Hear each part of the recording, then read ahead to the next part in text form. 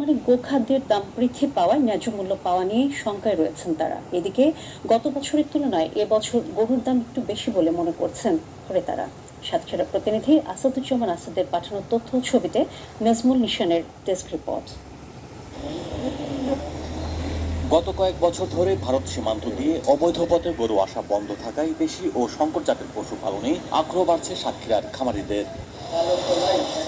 এবার কোরবানির ঈদ সামনে রেখে ৭ উপজেলার বিভিন্ন জায়গায় গড়ে উঠেছে ১৩,৪৪৯টি গবাদি পশুর খামার। তবে উৎপাদন ব্যয় বেড়ে যাওয়ায় সঠিক দাম পাওয়া নিয়ে শঙ্কার কথা জানিয়েছেন খামারিরা। এবছর গরুর খাদ্যের দাম প্রচুর বেশি, যার কারণে ব্যাপারীর দাম তো কম বলছে। ১.৫ লাখ টাকার গরু ১ লাখ টাকা বইতে তাই গরু বিক্রি করবো কি করে? এটা দাম বেশি হলে গরু সব ছেড়ে দিতাম। কাস্টমারের আনাগোনা খুবই কম।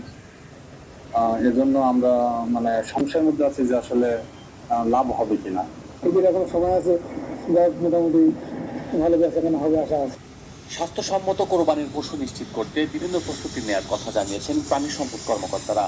এরই মধ্যে আমরা নির্দেশ দিয়েছি মেডিকেল টিম গঠন করার জন্য এবং প্রশাসন বা অন্যান্য লোকজনকে আমরা যাতে এই প্রাণীগুলো মানে আমাদের এই টিম ঠিক মতো কাজ করতে পারে, তার জন্য আমরা জেলা প্রশাসন এবং উপজেলা প্রশাসনকে আমরা সহযোগিতা করার জন্য বলেছি।